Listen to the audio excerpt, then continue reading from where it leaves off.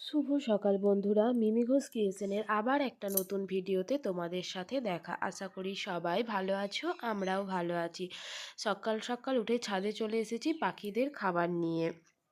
এটা প্লেটে করে প্রত্যেক দিন এক প্লেট করে চাল আমি ছাদে রেখে যাই। বাবাই বলেছিল এটা করতে।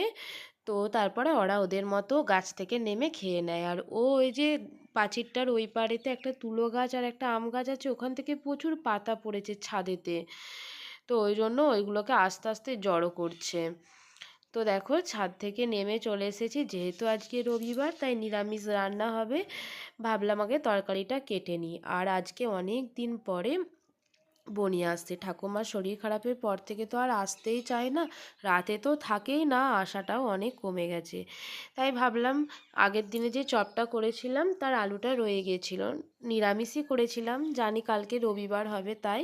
তো বাবাকে অল্প কিছু করে দিয়েছিলাম, বাবা মুড়ি খেয়ে চলে গেছে।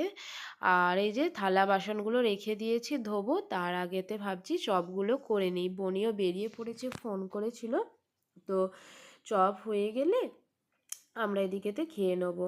আর ও বললো যে আমি বললাম মুড়ি খেয়ে যেতে, বনিকে নিয়েছে, একবারে সবাই একসাথেই খাবো। আর আজকে তরকারি হবে, ভাবছি পোস্ত হবে আর সয়াবিন, অনেক দিন হয়নি তাই নিরামিষ সয়াবিন দিয়ে আলু দিয়ে একটা তরকারি করব। আর ভাত হবে। আর কালকে যে কাঠের জালে মাটন হয়েছিল সেটা কিছুটা আছে, ওটা বাবা বনি ওদের হয়ে যাবে। আর এদিকেতে তরকারিগুলো তো কাটা হয়ে গেছে, তরকারিগুলো ধুয়ে নেবো।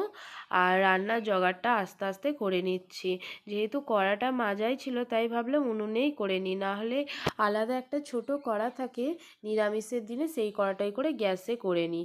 এই যে দেখো সয়াবিন আলুর তরকারি হয়ে এসেছে, এরপরে নামিয়ে নেবো। আর এদিকে মিক্সিতে আমি কাঁচা লঙ্কা দিয়ে পোস্তটা বেটে নিচ্ছি। যেহেতু নিরামিষ আজকে, কিন্তু বাবা বনি ওদের একটু পেঁয়াজ পোস্ত করে দেবো, তার আগে শুধু পোস্তটা আমরা করে নেব। আর শুধু পোস্তয় কাঁচা লঙ্কার সেন্ট ছাড়লে, গুঁড়ো লঙ্কা দিয়েও হয় কিন্তু কাঁচা লঙ্কার সেন্ট ছাড়লে একটা আলাদা রকম খেতে হয়, তাই না? এই যে এদিকে আমার পোস্তটা প্রায় বাটা কমপ্লিট হয়ে গেছে, রেখে দেবো। আর যেহেতু ভাতের হাঁড়িটা মাজা থাকেনি তাই অন্য একটা হাঁড়িতে করে ভাতটা গ্যাসে বসিয়ে দিয়েছি। তোকে ফোন করলাম, বলল চলেই এসেছে। এই যে চলে এসেছে, আমি মুড়িও নিয়ে নিয়েছি, যেহেতু সয়াবিন আলুটা নিরামিষ প্লাস সগড়িও নয়, আসগড়ি করেছি, সেই জন্য একটু করে সয়াবিন আলুর তরকারিও নিয়েছি মুড়ির সাথে, আর চপও নিয়েছি। বুনিকে জিজ্ঞাসা করছিলাম আর মুড়ি নেবে নাকি, তাহলে দিয়ে তারপরে আমি একবারে খেতে বসবো। তো আর মুড়ি নিল না। এই যে আমার খাবার। তো খাওয়া রান্না ধোয়া মোছা সমস্ত কাজ কমপ্লিট হয়ে গেছে। আমি এই স্নান করলাম, ভাবছি একটু রোদে দাঁড়িয়ে আগে চুলটা শোকাবো, শুধুই তো ঠান্ডা লেগে যাচ্ছে ওয়েদারের জন্য। ওই জন্য এই যে দরজার সামনেটাতে রোদ এসেছে, রোদটায় দাঁড়িয়ে একটু চুলটা শুকিয়ে নেবো, তারপরে খাওয়া দাওয়ার জোগাড় করব।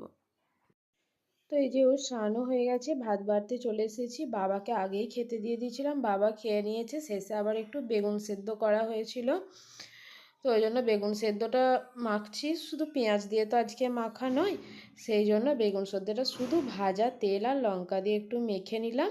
আর এই যে সবার ভাত বেড়ে নিচ্ছি। আর বনি তো মানে ভাত বাড়লেই অল্প অল্প, সেই জন্য নিজেই দেখতে চলে এসেছে ওকে কতগুলো ভাত দিয়েছি। তো এই যে বেগুন সেদ্ধ সবাইকে দিয়ে দিলাম। আর বনির হচ্ছে বেগুনেতে অ্যালার্জি আছে, ও বেগুন খায় না, এমনকি বেগনেও খায় না, কুমড়ো দিয়ে করলে খায়, না হলে খায় না।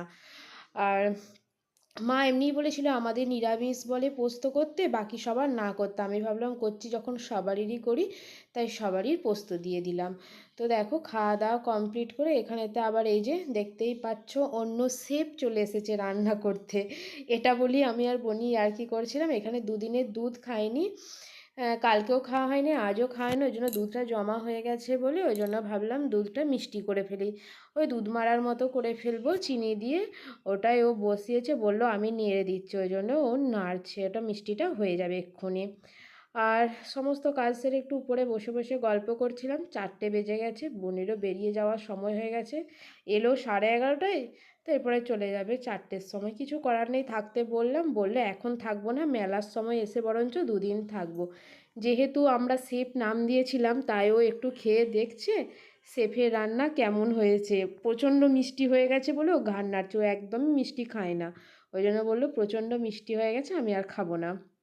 ওকে দিয়ে দিয়েছি, ও এরপর পুরোটা খেয়ে নেবে। আর এই যে বেরিয়ে পড়লো। তো আমিও জোর করলাম না, জোর করে হয়তো মাকে ফোন করে রেখে দিতাম, কিন্তু যেহেতু সামনেই মেলা আসছে, মেলার সময় যখন আসবে তখন দুদিন তখন রেখে দেবো। তো ওই জন্য আর জোর করলাম না। আর এদিকে ও বনিকে দিয়ে এসে খাতা নিয়ে বসে পড়েছে খাতা সারতে, আমাকে একটু বললো ক্যালকুলেটারে যোগগুলো করে নিতে।